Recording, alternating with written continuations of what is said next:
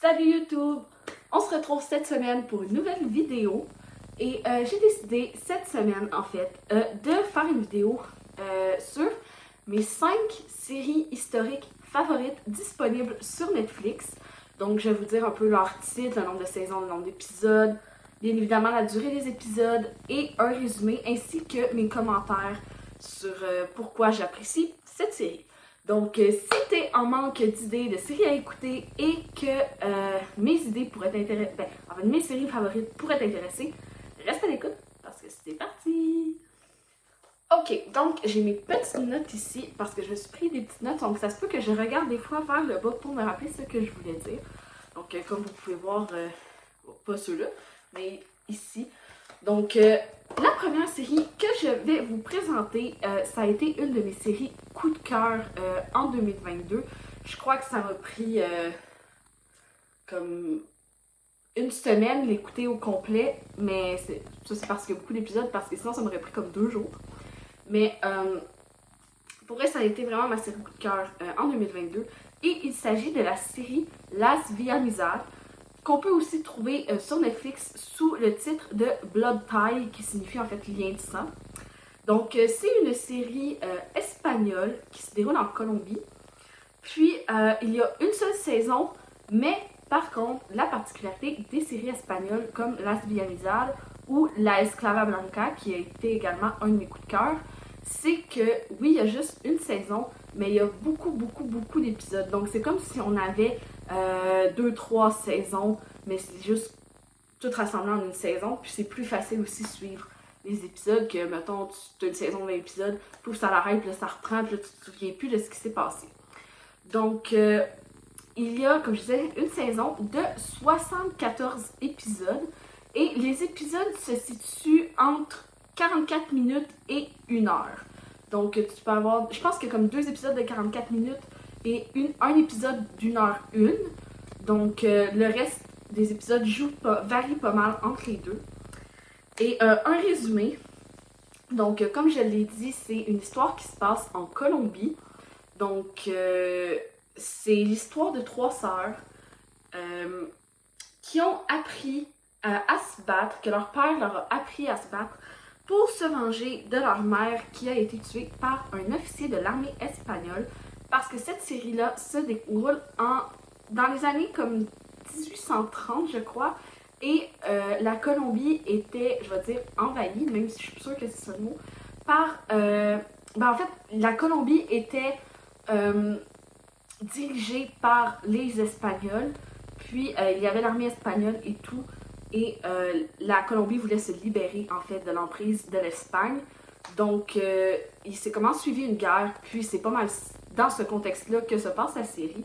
Donc, comme j'ai dit, c'est l'histoire de 3 sœurs qui apprennent à se battre pour venger la mort de leur mère qui a été tuée par un officier, en fait, il était pas officier, par un soldat espagnol. Et quand leur père décède quelques années plus tard, elles mettent leur plan à exécution, leur plan en fait qui avait été pensé par leur père, que leur père leur avait montré à s'entraîner, à être forte, à être solide, à ne pas flancher à la moindre faiblesse. Puis, c'est ça, donc elles décident de mettre leur plan à exécution, mais leur chemin est parsemé d'embûches.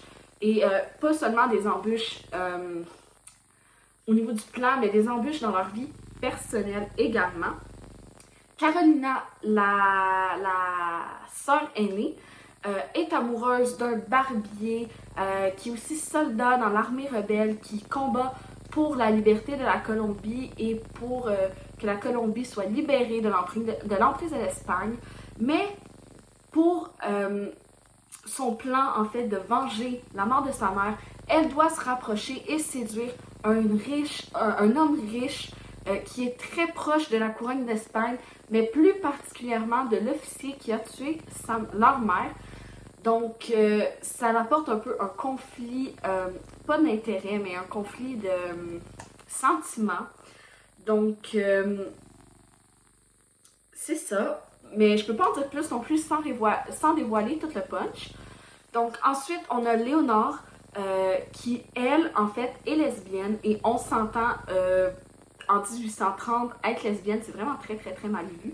Et elle se bat pour la liberté aux côtés de l'amoureux de Carolina, aux côtés de ses sœurs. Excusez, je regarde en même temps mes notes. Mais un événement tragique va survenir qui va faire en sorte qu'elle va avoir beaucoup plus de difficultés sur son chemin de vie que ses deux autres sœurs. Elle va vivre l'enfer, elle va passer par plusieurs chemins différents, mais il va arriver plein d'événements qui vont vraiment la rendre beaucoup plus forte, tout en comme la traumatisant un peu. Et finalement, il y a la sœur cadette, Isabella, qui tombe amoureuse, bien malgré elle, du fils de leur ennemi, donc du fils de l'officier espagnol. Mais, encore une fois, survient un événement tragique qui l'amène à devoir faire un choix déchirant dans un contexte vraiment très difficile pour une femme qui est seule à cette époque. Donc, cette série, bon, c'est ça, c'est pas pour tout le monde au niveau de la langue, parce que c'est une série disponible en espagnol seulement, avec des sous-titres soit en espagnol, soit en anglais. Donc, il n'y a absolument rien de français. Mais puisque j'étudie en langue, c'est vraiment quelque chose que j'aime beaucoup d'écouter, des séries en espagnol ou en allemand, avec les sous-titres en anglais pour que je puisse comprendre, bien évidemment. Puis, pour pas perdre mon anglais en même temps. Donc, mes commentaires sur cette série. Comme j'ai dit au début, ça a vraiment été mon coup de cœur de 2022 parce que, oui, il y a de l'amour, il y a, je vais dire, des batailles, mais, tu sais, on voit le combat contre l'Espagne pour libérer la Colombie de l'emprise des Espagnols, de l'emprise de l'armée espagnole pour que la Colombie ait leur propre loi, leur propre système de justice, leur propre tout en fait, parce que leur loi, leur système de justice est en fait le même qu'en Espagne, puisque c'est l'Espagne qui a le monopole sur la Colombie. Puis, ce que j'aime aussi beaucoup, c'est qu'effectivement, dans l'histoire de la Colombie, il y a vraiment eu une guerre entre l'armée espagnole et l'armée colombienne pour, en fait, libérer la Colombie. Donc, pour ceux qui connaissent un peu l'histoire, vous savez, le grand général Simón Bolívar, qui était, en fait, le général qui a un peu comme start tout ça, qui a un peu débuté toute cette guerre en voulant libérer la Colombie. Puis, pour vrai, oui, c'est 74 épisodes, oui, vous pouvez trouver ça un peu long, mais ça s'écoute tellement facilement, là. Moi, pour vrai, j'ai écouté, là, j'avais de la misère à aller me coucher tellement je trouvais ça bon, mais à un moment donné, je me dis, bon, il est comme tout à l'heure, il faudrait que j'aille me coucher. Mais pour vrai, si vous êtes capable d'écouter une série en espagnol et de suivre en même temps les sous-titres en anglais, c'est une série que je vous conseille vraiment. J'ai beaucoup aimé les costumes, ils étaient, ma foi, magnifiques. Le choix des actrices aussi était super, des super bonnes actrices, mais j'aime pas mal toujours tout ce qui est série espagnole, hispanique, série colombienne et tout. C'est vraiment des séries que j'aime. Puis si je pourrais vous conseiller une série qui se déroule pas mal dans les mêmes temps, mais dans une autre partie de la Colombie, allez écouter La Esclava Blanca, aussi disponible en espagnol, sous-titré en anglais. C'est vraiment un must pour ceux qui veulent apprendre l'espagnol et ne pas perdre leur anglais. Donc, c'est ça pour cette série, parce que je peux pas en dire trop non plus sans dévoiler tout le punch, hein, parce que je veux vous garder un peu de punch aussi. Donc, on va passer à la deuxième série. J'ai oublié de le dire d'ailleurs avant qu'on passe à la deuxième série, mais Las Vie Amizade est une série de 2022. Donc, c'est sorti en 2022, puis honnêtement, ça en vaut vraiment. Bon, donc on passe à la série numéro 2 que j'ai terminée la semaine dernière ou ce week-end, mais j'ai terminé quand même relativement récemment. Et il s'agit de la série Les Combattantes, qui est une série de 2022 également. Encore une fois, c'est une seule saison et par exemple, le nombre d'épisodes est beaucoup plus court. Donc, il y a 8 épisodes qui se situent entre 48 et 56 minutes, tout dépendant des épisodes. Puis, en gros, c'est l'histoire de 4 femmes et ça se passe en 1814 pendant la Première Guerre mondiale, donc vraiment au début de la Première Guerre mondiale. Et dans les femmes, en fait, il y a Agnès, qui est une religieuse et qui voit son couvent se transformer en hôpital militaire. Puis elle rencontre des soldats et son monde de religieuse est vraiment tout chamboulé parce qu'elle découvre plusieurs secrets, plusieurs choses qu'elle ne se doutait pas à propos d'elle. Et ça vient bouleverser son quotidien, en fait. Et la guerre, en fait, vient bouleverser le quotidien de tout le monde. Ensuite, il y a Suzanne, qui est une avorteuse clandestine parce que dans ce temps-là, en 1914, avorter était totalement illégal. Donc les avortements se faisaient clandestinement. Et dans la série, Suzanne doit fuir la France à la suite d'un avortement qui a connu une fin tragique en fait, qui s'est mal déroulé. Puis elle est recherchée par la police et tout, mais il y a quelque chose qui se passe qui fait en sorte qu'elle est obligée de rester en France et de prendre l'identité de quelqu'un d'autre pour pouvoir survivre. Ensuite, il y a Caroline, qui est la femme d'un officier français parti au front, qui doit prendre la direction, qui doit prendre les rênes de l'entreprise familiale qui font des tracteurs en fait. Puis elle a une commande qui est annulée, donc elle décide d'aider l'armée en faisant de ces tracteurs des ambulances, ce qui aide à sauver énormément de vies. Et finalement, la quatrième femme, il y a Marguerite, qui est une prostituée. Oui, j'utilise ce mot sur YouTube. Qui est une prostituée et qui déménage dans le petit village de Saint-Paulin où se déroule toute l'action.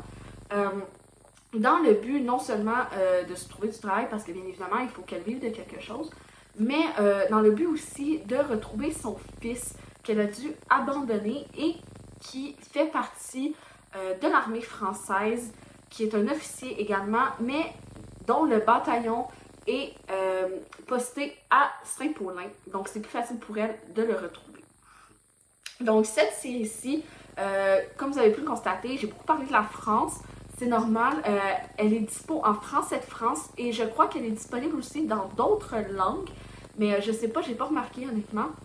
Puis, ce que j'ai beaucoup aimé de cette série-là, en plus du contexte historique, qu'on voyait un peu comment se passaient les batailles, comment se passait l'atmosphère dans les villes qui étaient quand même proches des attaques des Allemands, dans les émotions que ça pouvait apporter, les armées, autant allemandes, parce que oui, on voit de l'armée allemande, autant allemande que française, leur tactique et tout, même si c'était peut-être pas accurate. Mais j'ai trouvé ça j'ai trouvé ça vraiment bien de pouvoir avoir un côté un peu plus historique avec la Première Guerre mondiale, les armées et tout. Puis, j'ai trouvé ça aussi vraiment le fun de voir comment le destin de ces 4 femmes-là s'entrechoquait, en fait, à cause, justement, d'un seul événement qui est la Première Guerre mondiale. Puis, honnêtement, j'adore aussi les actrices françaises, mais surtout 3 en particulier. Donc, j'adore Audrey Fleurot. Pour vrai, c'est comme l'actrice française que j'adore le plus. Ensuite, Camille Lou, bien évidemment, que j'adore. Je crois que je suis tombée en amour avec pas son métier d'actrice, mais son jeu, quand je l'ai vue jouer dans pas Merlin, mais je me souviens plus c'est quoi la comédie musicale, mais c'était à propos du roi Arthur et tout. Puis c'est une comédie musicale que j'avais beaucoup aimée. Puis il y a également Julie Debona, que j'aime beaucoup, que j'ai vu aussi dans une autre série et que j'aime bien son jeu d'acteur également. Donc c'est pas mal tout ce que j'avais à dire sur cette série-ci. Donc on va passer à la 3e. Bon, pour la 3e série, on change complètement de registre. On change de pays, on change de décennie, on change, on va dire, de langue. Vous allez comprendre pourquoi. Parce que la 3e série, ma 3e série historique préférée, en fait, il n'y a pas d'ordre de préférence, je vous les présente comme ça, mais la 3e série que j'ai décidé d'inclure dans ce top 5, c'est une série des années 1990. Et si vous êtes québécois ou québécoise, c'est censé être dans vos classiques. Vous êtes censé l'avoir vu au moins une fois. Et il s'agit des Filles de Caleb. Donc, je crois en France, ça s'appelle La Passion d'Émilie. C'est vraiment une de mes séries favorites. Je l'écoute à chaque fois qu'elle passe à RTV. dans les environs de décembre ou janvier, mais RTV la passe habituellement une fois par année, pas mal autour de Noël. Puis c'est une série qui a une saison, qui habituellement a 20 épisodes, mais sur Netflix, il y en a seulement 19 de disponibles parce qu'il y a plusieurs personnes qui se sont plaintes à Netflix, comme quoi l'épisode 2 était raciste parce que Villa fait en fait le rôle de roi mage, et le roi mage dans la Bible était noir, donc il a dû se peinturer la face en noir pour pouvoir incarner un personnage.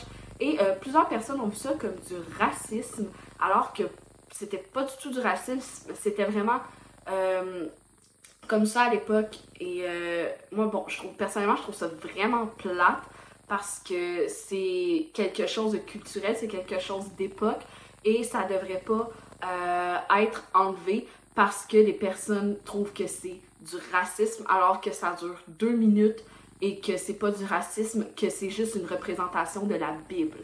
Donc ça, je trouve ça vraiment plate. Puis les épisodes se situent entre 46 et 47 minutes, donc il n'y a pas beaucoup de différence honnêtement.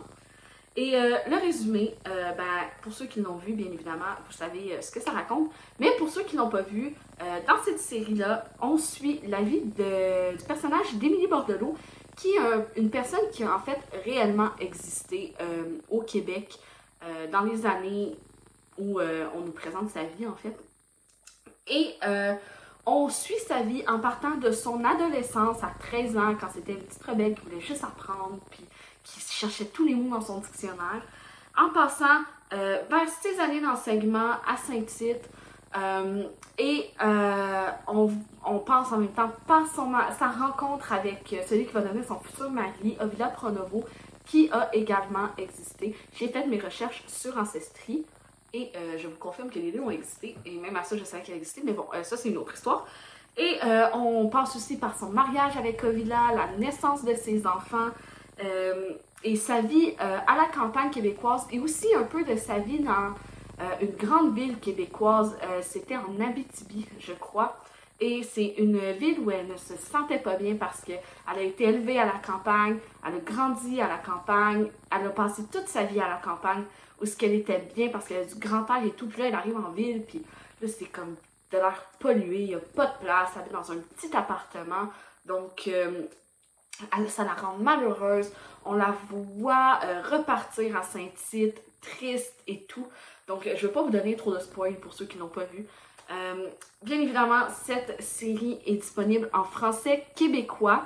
Donc, c'est pour ça que je dis changer de langue, parce qu'on a le français de France, comme dans Les Combattantes, et on a le français québécois, comme dans Les Filles de Caleb. Puis, pour vrai, c'est une série que j'ai toujours beaucoup aimée. Bon, je vais l'avouer, il y a quelques épisodes que je passe parce que je trouve que c'est un peu trop long. Mais je voudrais que d'habitude, quand je l'écoute, j'écoute, mettons, les 2-3 premiers épisodes. Puis après ça, je passe à son épisode avec le mariage de Villa. Avec son mariage avec Villa, en fait. Parce que tout ce qui est de la cour de l'inspecteur Douville et tout, je trouve ça vraiment comme trop... comme... pas rapport, mais vraiment trop long. Puis... je vous dirais, un de mes épisodes préférés, c'est l'épisode où le couvent brûle. Parce que, mon Dieu, qu'elle me fait mourir de rire quand elle s'en prend à Antoinette. Oh là là, pour ceux qui l'ont vu, vous savez de quoi je parle. Mais moi, chaque fois que je l'écoute, je meurs de rire.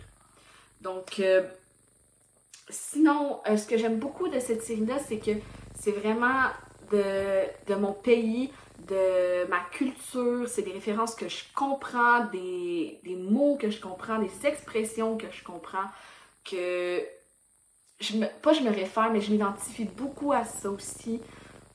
Puis, bon, les costumes, bien évidemment, c'est des costumes de l'époque de cette saison-là. Petit fun fact aussi que je trouve vraiment amusant, Marina Orsini a déjà dit, qui campe en fait le rôle d'Émilie Bordelot, a déjà dit dans une entrevue, je me souviens pas c'était où et c'était quand, que l'épisode où elle accouche de Blanche, en fait la neige c'était des patates en poudre et elle avait des patates partout dans le nez, dans les oreilles, puis ça sentait la patate sur le plateau, là, c'était... Je peux pas imaginer à quel point c'était désagréable. Donc, on va passer à l'avant-dernière série. Déjà, avant de continuer, je voudrais m'excuser si vous entendez des bruits de fond comme des meubles qui tombent ou des voix qui sont pas la mienne. C'est tout à fait normal, c'est mes voisins en bas qui font je ne sais quoi. Moi, en autant que ça sente pas le pot dans ma chambre, puis qu'ils me laissent dormir à des heures convenables, faites ce que vous voulez, I don't care. Donc, série numéro 4. Il s'agit d'une série, cette fois-ci allemande, qui est sortie en 2022 également, et il s'agit de la série L'Impératrice. Donc, il y a une saison, mais une deuxième saison a été confirmée, est en cours de tournage, et je crois qu'elle va être disponible soit au courant de l'année ou l'année prochaine. Et dans cette saison, il y a 6 épisodes, donc qui durent entre 51 minutes et 1h02. Donc, en fait, si vous connaissez un peu l'histoire de l'Autriche, vous savez un petit peu l'impératrice, c'est qui que ça concerne. C'est un personnage qui est encore très populaire aujourd'hui, qui a été incarné par Romy Schneider dans les films Sissi, qui a été incarné, je me souviens plus du nom des actrices, mais dans qui est en fait le personnage principal dans L'Impératrice, qui est le personnage dans Sissi, qui est une autre série allemande qui, pour les Québécois, a été diffusée à Radio-Canada cet hiver, qui était d'ailleurs très bonne, je vous la recommande. Puis, en fait, le résumé, c'est Hélène et Élisabeth de Bavière qui se rendent chez l'empereur d'Autriche, François-Joseph, qui est leur cousin, bonjour la consanguinité, qui doit demander la main de Hélène. Mais là, il s'est dit, genre, il a vu Élisabeth, il a fait « fuck off Hélène, moi je vais marier ta soeur ». Donc, pendant la fête, il surprend tout le monde en disant « bon ben moi gang, je ne marie pas Hélène, je vais marier Sissi ». Donc, dans l'Impératrice, on voit là, pas mal la cour que François-Joseph fait à Sissi, la demande en mariage, le mariage. Puis, je crois que ça se termine quand elle annonce qu'elle est enceinte. I think. Je suis pas sûre. Peut-être que je me mélange avec l'autre. Mais, pour vrai, c'est une super bonne série. Bien évidemment, elle est disponible en français. Donc, ça, c'est vraiment un plus. Mais moi, vu que j'étudie en langue, j'ai décidé que j'allais la réécouter, mais en allemand avec des sous-titres français pour pouvoir m'aider un peu dans mon allemand. Puis, ce que j'aime beaucoup de cette série-là, bien évidemment, j'adore Sissi. Sissi, c'est un de mes personnages historiques favoris. Elle a un destin tragique. C'est parce que, bon, on va faire une petite parenthèse, une petite parenthèse d'histoire. Sissi, en fait, elle s'est mariée avec François-Joseph, qu'elle a toujours aimé, même si c'était son cousin, encore une fois, elle a la consanguinité. Et ils ont eu 4 enfants. Mon Dieu, attendez, laissez-moi prendre ma tablette parce que je sais qu'il y a Sophie, mais je me souviens plus du nom des autres. Ok. Je me souviens plus du nom des autres, on va aller voir. Ah, ok, bon, ben il n'y a rien là-dessus, fait que ça va être là-dessus. C'est pas ça que je veux. Ah, attendez, ça pète. C'est-tu elle que je veux, moi? Non, pas en tout. Bon, ben attendez. Elisabeth de... Bon, ok. J'avais juste pas entré le bon nom, désolée. Donc, petite parenthèse historique, elle est née le 24 décembre 1837 à Munich, donc en Bavière. Elle est la fille de Maximilien en Bavière et Ludovica en Bavière. Elle épouse François-Joseph, son cousin, encore une fois. Je sais, vous allez me trouver fatigante, mais bonjour la consanguinité. Ils ont 4 enfants, Sophie, Gisèle, Rodolphe et Marie-Valérie. De ces 4 enfants-là, Sophie meurt à un très jeune âge. Et Sissi ne peut pas élever Gisèle et Rodolphe parce que sa belle-mère la trouve beaucoup trop jeune, beaucoup trop irresponsable pour s'occuper de ses enfants. Parce que Sissi est pas heureuse au palais de Vienne, elle se sent prise au piège, elle aime pas l'étiquette, elle est malheureuse, elle est vraiment pas bien là-dedans. Puis, comme je disais, elle a un destin tragique parce qu'elle est souvent malade, elle doit beaucoup voyager pour aider sa maladie en fait. Puis, c'est pas celle-là. Ok. Puis en fait, Sissi n'est pas morte d'une mort naturelle, elle a été assassinée en 1898 par un... Non, pas du tout, pas le 30 août. Elle est assassinée le 10 septembre 1898 à Genève par un anarchiste italien du nom de Luigi Lucchini. Donc, personnellement, je trouve ça vraiment triste comme vie de tu nais, t'es heureuse en Bavière, en campagne et tout, puis là, tu tombes amoureuse de ton cousin. Déjà là, c'est hyper tragique en 2023 de tomber amoureuse de son cousin. Puis tu te maries avec, mais t'es malheureuse à la côte, tu te sens pris au piège, tu te sens pas bien mentalement, tu te sens pas bien physiquement. Tout ça pour que tu finisses assassiné. Bon, fin de la parenthèse. Puis ce que j'aime beaucoup aussi de cette série-là, c'est les costumes. Oh my god, les costumes! Les robes sont magnifiques. Oh my Jesus Christ. Genre, un des plus beaux travails de costumière que je n'ai jamais vu. Donc, sinon, j'aime beaucoup aussi l'histoire, bien évidemment, ça vous le savez. Puis, ça fait un petit bout, par exemple, que je l'ai vu. Donc, je me souviens que j'ai beaucoup aimé ça, mais je pourrais pas vous donner en détail comme mon sentiment, parce que ça fait comme au moins 3 mois que je l'ai vu, je crois. Donc, c'est ça, c'est une série que j'aime beaucoup. Si vous aimez beaucoup également les personnages historiques comme Sissi, c'est une série à voir que j'aime beaucoup. Puis, tu sais, je la trouve... Ah oui, ce que j'avais aimé aussi, c'est que je trouve cette série-là beaucoup plus accurate, beaucoup plus exacte au niveau des faits historiques que, par exemple, les films de Sissi, qui ont été filmés dans les années 50 avec Romy Schneider. Parce que dans la série L'Impératrice, on voit les côtés plus malheureux, les côtés plus durs, les côtés plus challengeants. Puis pas juste les côtés positifs, les côtés oh là là, tout va bien, dans le meilleur des mondes, je vis d'amour et d'eau fraîche. Tandis que dans les films Sissi, ce n'est que ça. Avant, j'aimais beaucoup les films Sissi, mais depuis que j'ai vu les 2 séries, L'Impératrice et Sissi, je trouve ça tellement guenillou. Genre, c'est tellement mou, c'est tellement comme trop... beaucoup trop, je vis d'amour et d'eau fraîche, tout va bien, nanani, nanana. Ah, si quelque chose ne fait pas mon affaire, je vais me sauver. Et après ça, François-Joseph va venir me retrouver, il va me dire que tout est arrangé et je vais revenir. Tu sais, c'est comme non, ça s'est pas passé comme ça. Tu sais, il faut dire les vrais faits. Tant qu'à faire un film sur un personnage historique qui a réellement existé, mon Dieu, fais-le comme du monde. Fais pas juste une romance de pouf d'amour et d'eau fraîche de tout va bien dans le meilleur des mondes, là. Ça m'écoeure. Genre, j'ai de la misère, honnêtement, à regarder les films Sissi maintenant.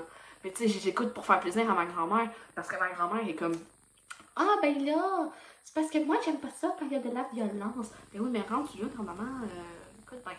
Donc, on va passer à la dernière série.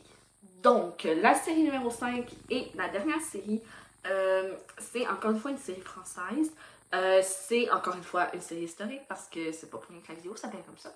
Et il s'agit de la série Le Bazar de la Charité qui est sortie en 2019.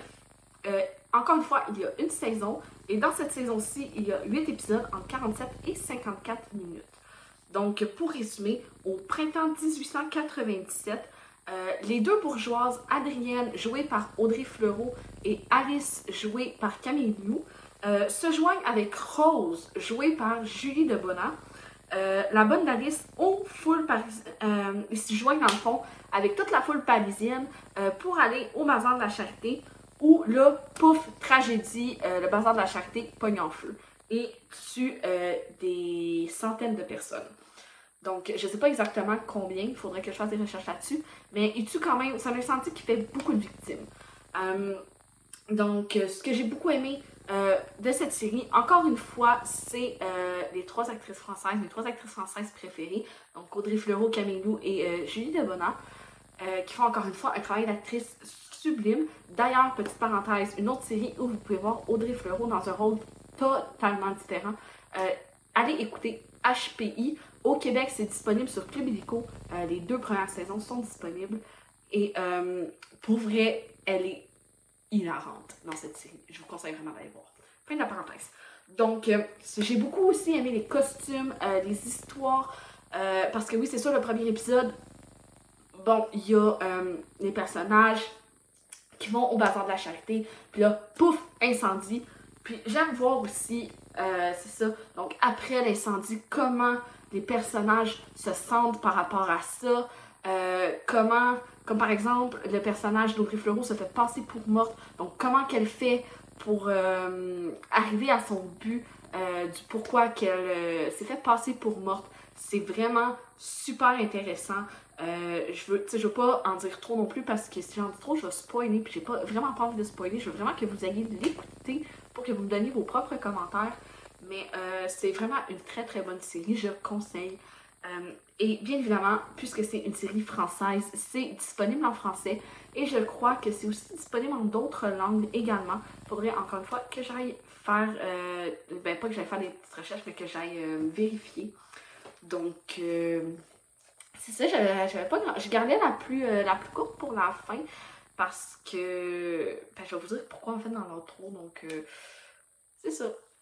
Donc, comme je disais avant dans l'autre segment, j'ai gardé la plus courte pour la fin parce que en fin de semaine, comme vous pouvez voir, je suis de retour dans ma chambre et en fin de semaine, j'ai peinturé mon mur turquoise. Vous pouvez pas le voir parce qu'il est ici, mais j'ai peinturé mon mur turquoise et moi, dommage comme je suis, le manche de mon rouleau a cassé et je me suis dit, je vais juste prendre le rouleau et je vais sautiller. Donc, ça m'a scrappé le bas du dos et je commençais à aller mieux mardi, mais mardi, j'avais cours de musculation de 4h30 à 6h15 et on commençait des tests, donc mon professeur nous a fait faire la planche, la chaise, des push-ups, puis après ça, j'ai travaillé les jambes, donc je peux vous dire qu'aujourd'hui, je ne sens plus mon dos, du tout. Ça fait tellement mal au moindre mouvement que je fais et j'ai extrêmement mal dans les cuisses, c'est épouvantable. Donc, j'espère que vous avez aimé cette vidéo. Si vous aimez ce genre de format où je vous conseille des séries disponibles sur certains sites de streaming comme Netflix et Disney+, écrivez-le en commentaire, ça va me faire plaisir. Ou si vous avez encore des séries à me conseiller, ça me ferait super plaisir d'écouter vos suggestions et de les écouter. Donc, sur ce, n'hésitez pas à liker si vous avez aimé la vidéo, n'hésitez pas à commenter non plus, n'hésitez pas à mettre votre pouce en l'air, c'est liker, mais bon, je suis fatiguée comme vous pouvez voir, je sais plus ce que je dis. N'hésitez pas non plus à partager, à vous abonner si vous ne l'êtes pas déjà. Et c'est ça. Donc, on se voit la semaine prochaine, vendredi prochain, qui est le 10. Et je crois que je vais vous faire une vidéo sur mes 5 séries préférées sur Disney+, cette fois. Puis, dans 2 semaines, je vous garde une vidéo bien spéciale parce que samedi, le 11 février, c'est la journée de campagne de financement que je fais avec mes amis pour nous aider pour notre voyage à Berlin. Donc, je vais vous faire un petit vlog à propos de tout ça. Donc, sur ce, moi je vous dis à la semaine prochaine. Je vous aime fort. Merci beaucoup de me suivre. N'hésitez pas non plus à me suivre sur mes autres réseaux, sur mon Instagram, mon TikTok. Ça me ferait super plaisir. Puis sur ce, je vous dis bye. Je vais aller prendre une Gaviscon pour mes remontées acides et je vais aller faire un gros dodo. Bye!